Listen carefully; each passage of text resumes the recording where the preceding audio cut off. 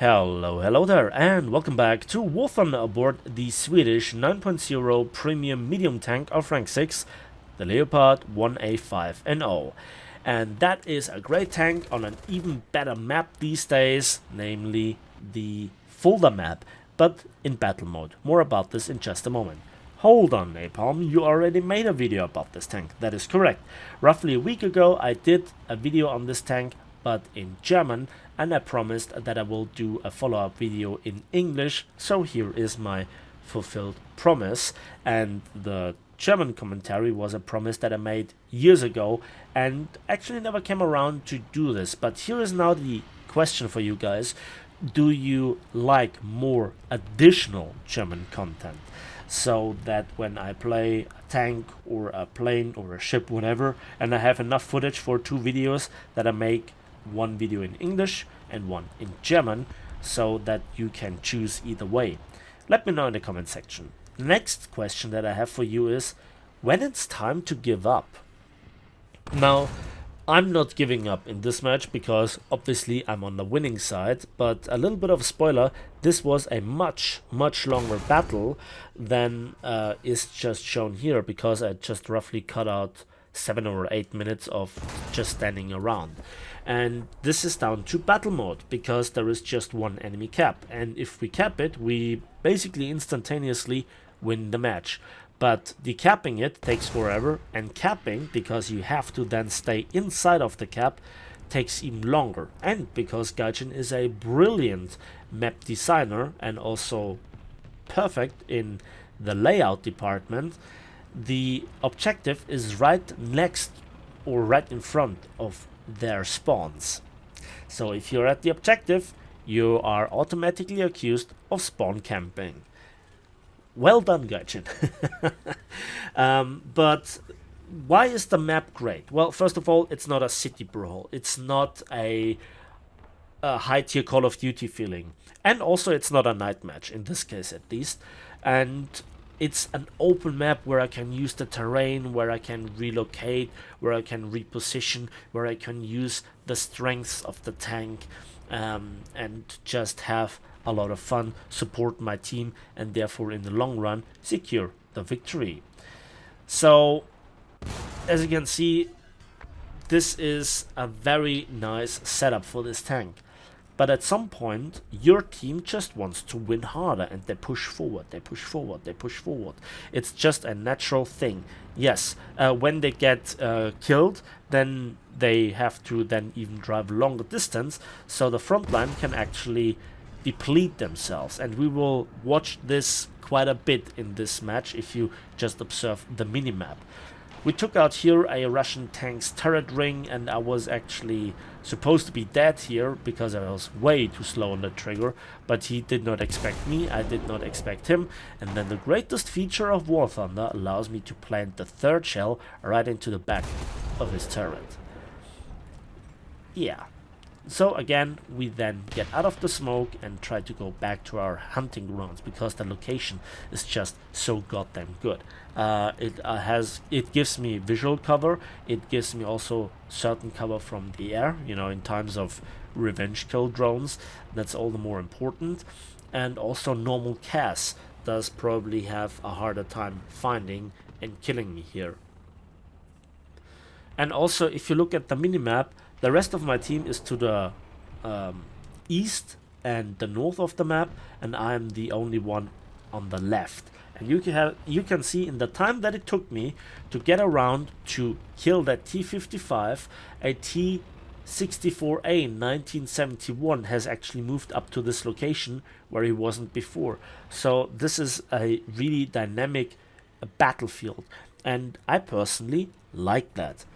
So as long as, you know, there is an active combat, there is nothing better like it. I get silver lines, I get RP, I'm having fun, and I can just, you know, play out my experience. Please don't think that this is in any way, shape or form meant as an arrogant statement, but when you have played so much War Thunder like me, you better should know the maps inside out, you better should know how to play the game, right? Because if I don't know it by now, then I better should scrap my life. Yeah, so let's talk about the tank here for a moment. We have now the time. So we have a horsepower to ton ratio of just under 20, and that feels in this case a bit more like 18, 17, 18. Why? Because the tank feels sluggish and heavy. And I guess it's either the ground pressure or because on the tracks there is extra glue, which is great for traction, but not so good for acceleration and braking down. Top speed 65 kilometers per hour, reverse 35, which is really nice.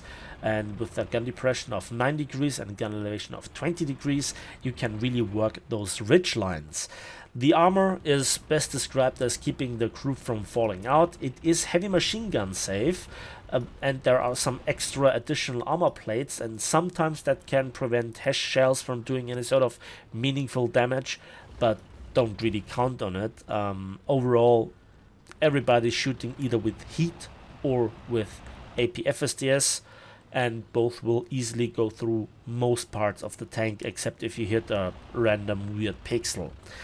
Then let's talk about the gun itself. The 105mm L7A3, 60 rounds of ammunition, and it is placed in such a way that you cannot miss the ammo effectively in this tank. Some is obviously right next to the driver, but even if you take out everything but 20 rounds, there is still so much ammunition. The ready rack is the first stage ammo storage is standing upright. There is some in the turret. It's easy to ammo rack this tank, right? So 6.7 seconds reload, that is standard NATO for L7, I guess. Then we also have 7 degrees per second of gun elevation speed, which is rather slow, and 25 degrees of turret rotation speed, which sometimes can feel a bit more sluggish than when you're used to other Western MBTs that have 30 plus degrees per second, but it's good enough. And overall, then there is the ammunition. We have standard heat, we have standard HESH, we have DM23, and the APFSDS that I use the most is obviously the primary DM33 with 408 millimeters of penetration and 1455 meters per second muzzle velocity.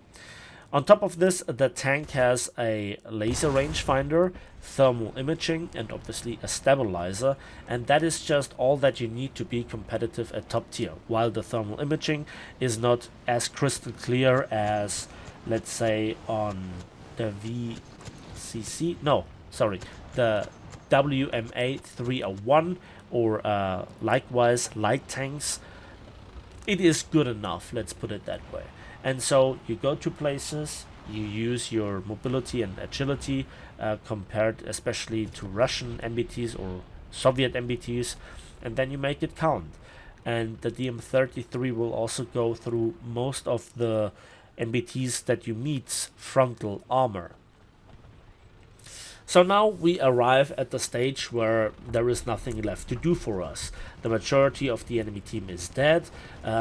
We are decapping, but they're not giving up. They're still in their spawn. They're keeping up the fight. The majority of them is now in SPA, try to shoot down the various planes that we have, but that wyvern just doesn't give a damn.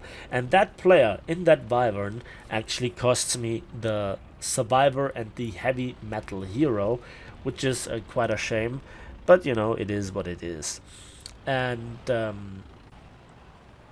I'm just not really sure what to think about what to do right now. Again, capping B then would be suicide, so what to do now? Here's the next thing. What's the point at this point in the battle where it is effectively already decided for the enemy team to stay? Because we have superior numbers, we have superior positioning, and at the end of the day, they do not really gain anything from it, but they can make the battle really last much longer. Yeah, what did the shell do, bro? What did the shell do? So the interesting question is what to gain from this. Now maybe, just maybe, you gain then even more RP. Why? Because I have not really figured out how the RP gain in this game works. Obviously, killing, capping, and winning increases your overall RP gain, but also I think it's just a plain case of just stay in the battle and do something, right? And so some people can accuse me here of spawn camping, but I'm right next to the objective and I must prevent the enemy from recapping it. And so that got me a nice 9th tank kill. And let's now cut out the rest. Yeah. Oh, it was overall 9 kills. Sorry about this. And let's have a quick look at the post-battle results. And we can see that for a battle that actually lasted 17 minutes, the game gave me a battle activity time of 9 minutes and 17,000 RP and just short of 90,000 civil lines. Good result. I like the tank and I will play it some more. Let me know in the comment section what you think about battle mode, German videos, and when it's time to give up or win. And that's it for me today. So thanks for watching, thanks for listening. Please give this video a like if it is, subscribe if you want to see more, and we'll see each other on the waves, in the skies, and on the battlefields of War Thunder.